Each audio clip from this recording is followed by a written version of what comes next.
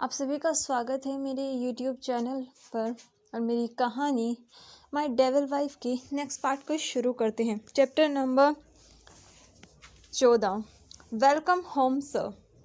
जब अपने सामने उस घर या यूँ कहूँ विला को देखता है तो उसकी आंखें बड़ी हो जाती हैं, क्योंकि उसने घर के बारे में कुछ और ही सोचा था, लेकिन ये कुछ और ही है। ये घर सिंघानिया फैमिली हाउस जितना बड़ा तो नहीं था, लेकिन फिर भी ये उससे कुछ कम भी नहीं था। जब कृष्ण उस घर को देखने में व्यस्त था, तब उसके सामने चलने वाला राज 20 कदम चल कर रुक जाता है, क्योंकि उसे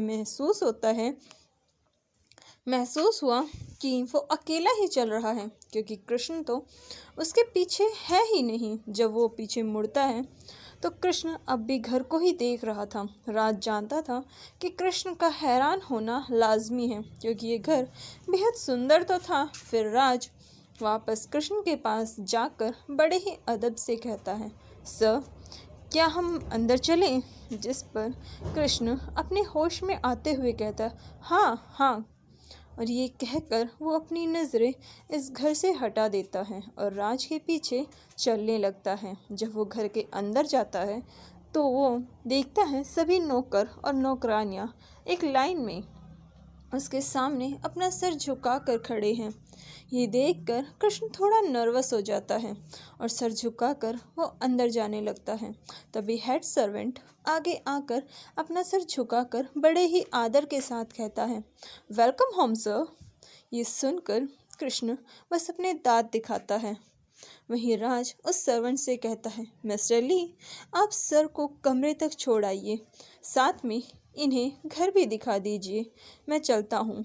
ये कहकर वो वहाँ से चला जाता है। कृष्ण को एक बार और आदर देकर और कृष्ण अब बस अपने दांत दिखाकर हेड सर्वेंट के साथ चल रहा था, जो उसे कमरा दिखा रहा था। वो उसे हर चीज़ बता रहा था। फिर वो उसे मास्टर बेडरूम तक छोड़ देता है और अपना सिर झुका कर कहता है, सर अब आप आराम कीजिए। ये कहकर वो बड़े ही आराम से वहाँ से छोड़कर चला जाता है। कृष्ण जब अपने सामने उस कमरे को देखता है तो वो उसके अंदर चला जाता है। वो कमरा सफ़ेद और काले रंग में रंगा हुआ था, लेकिन फिर भी ये बेहद सुंदर लग रहा था। कृष्ण जब उस कमरे को देखता है तो वो और भी हैरान हो जाता है। वो मन में कहता है, क्या दुनिया की सारी महंगी और कीमती चीज़ें इसी घर में हैं?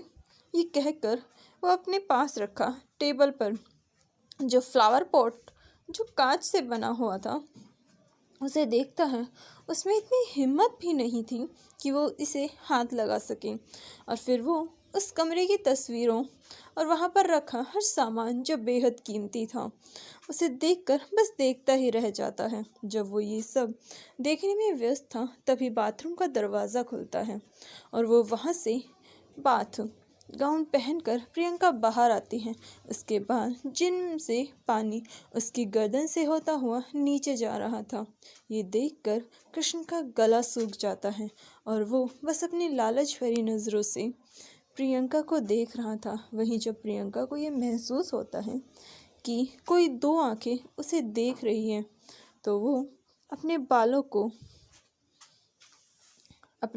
को छोड़कर सामने देखती है और उसकी नज़रें उन दो लालची नज़रों से मिलती हैं जो इस समय खुलेआम उसे अपनी नज़रों से देख रहा था।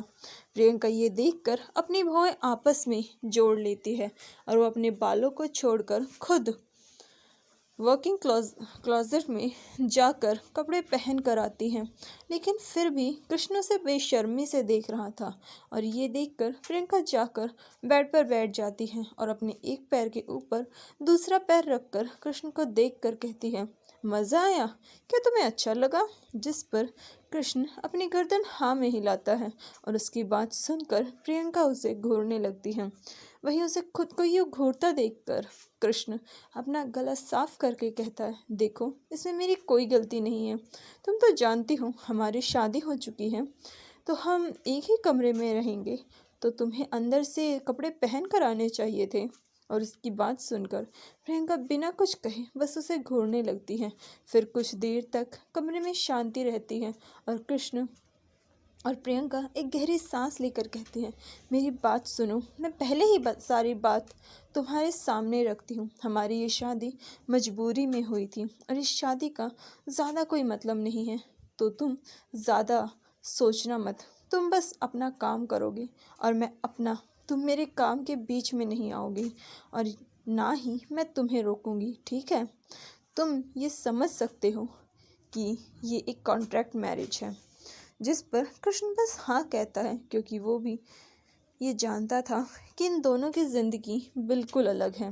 कृष्ण फिर उसकी बात सुनकर बाहर जाने लगता है, जिस पर प्रियंका उसे रोक देती है और कहती है, अब तुम कहाँ जा रहे हो? जिस पर कृष्ण बड़ी ही मासूमियत से कहता है, मैं दूसरे कमरे में जा रहा हूँ। उसकी बात सुनकर प्रियंका उससे कहती है, और तुम क्यों जा रहे हो? हाँ, क्या तुम भूल गए हम शादीशुदा हैं? और अगर तुम बाहर दूसरे कमरे में रहोगी तो मेरे मम्मी पापा को पता चल जाएगा, इसीलिए हमें सबके सामने पति पत्नी होने का नाटक करना होगा। जिस पर कृष्ण कहता है, लेकिन क्यों? वो आगे कुछ कहता, तभी प्रियंका कहती है, लेकिन और कुछ नहीं, तुम इसी कमरे में मेरे साथ रहोगे बिना किसी बहस के, ठीक है? अब जाओ और अपने कपड़े बदल कर सो जाओ, बहुत रात हो गई है। ये कहकर प्रियंका रिलैक्स होकर अपने हाथ पीछे करके बैठ जाती है, लेकिन कृष्ण अभी भी वही था। जब प्रियंका को कोई आवाज़ नहीं आती तो वो अपनी आंखें खोल कर देखती है कि कृष्ण अभी भी अपनी ही जगह पर खड़ा है। तो वो उसे देख कर कहती है, क्या हुआ? तुम अभी भी यहाँ क्या कर रहे हो? जाओ। जिस पर कृष्ण उसे देखकर बड़ी ही मासूमियत से कहता है, क्या मैं कुछ पूछ सकता हूँ? जिस पर प्रियंका हाँ में अपना सिर हिलाती है, क्योंकि वो जानती थी कि कृष्ण उसे सवाल ज़रूर करेगा। अगर वो सवाल नहीं करता तो उसे ज़रूर बुरा लगता। प्रियंका अब कृष्ण को देखने लगती है और उसे बैठने का इशारा करती है। उसकी बात मानकर कृष्ण भी पास के सोफे पर बैठ जाता है और थोड़ा गंभीर होकर कहता है, मुझे जानना था कि तुम तो इतनी अमीर परिवार से हो, लेकिन फिर भी तुमने मुझसे शादी क्यों की, जबकि हम तो एक दूसरे को जानते भी नहीं। मैं तो तुमसे कभी मिला भी नहीं, फिर तुमने मुझ जैसे साधारण से लड़के से शादी क्यों की?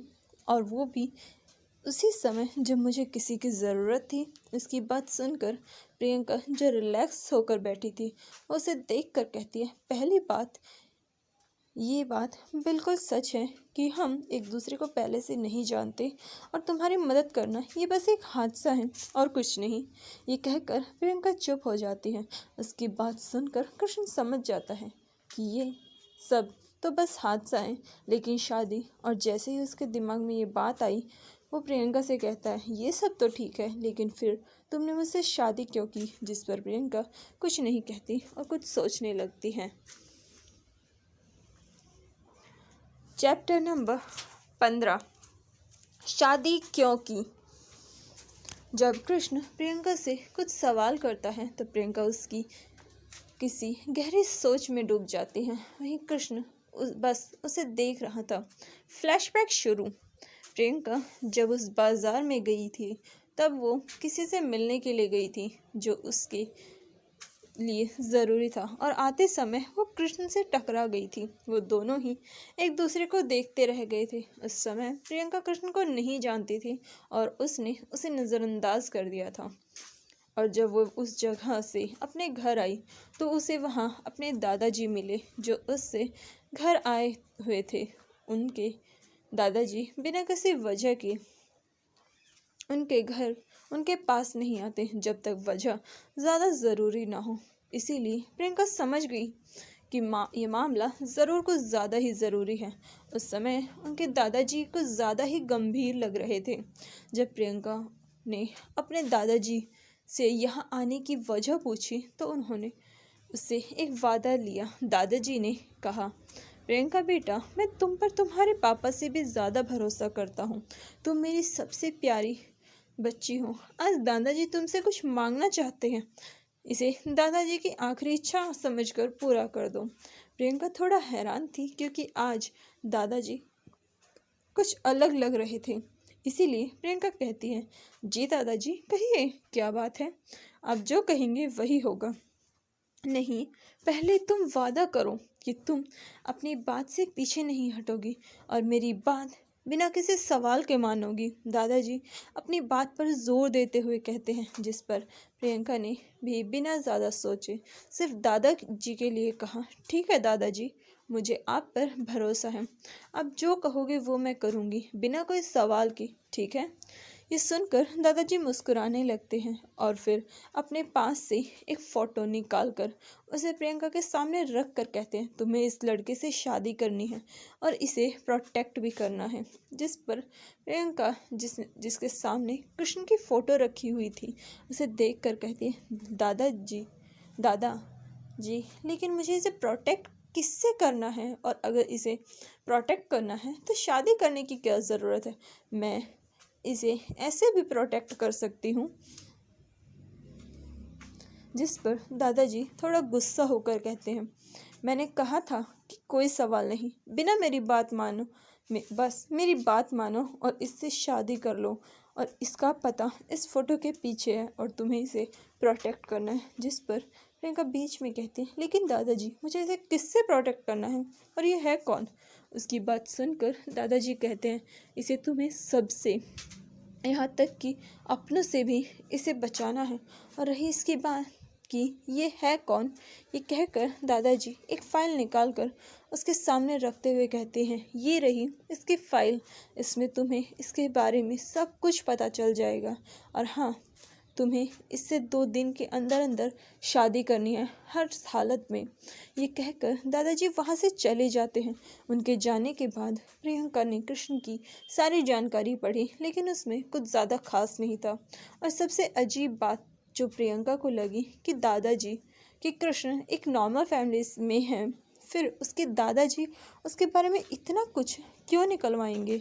और ये सब कुछ अजीब था। इसीलिए प्रियंका ने राज से कृष्ण के बारे में जानकारी निकालने को कहा और वो भी कहीं जानकारी लेकर आया जो उसके दादाजी ने उसे दिया था। इसके बाद प्रियंका ने कुछ सोचकर दादाजी की बात मानकर कृष्ण से शादी कर ली, क्योंकि उसे मदद की ज़रूरत थी और प्रियंका को उससे शादी की डील करने का मौके का फ़ायदा उठाकर उसने उससे शादी कर ली। फ्लैशबैक ख़त्म। प्रियंका ये सब सोच रही थी और उसे यूँ सोच में डूबा देखकर कृष्ण कहता है, हे, तुमने बताया नहीं कि तुमने मुझसे शादी क्यों की? जिस पर प्रियंका कुछ सोच कर कहती है, मुझे नहीं पता।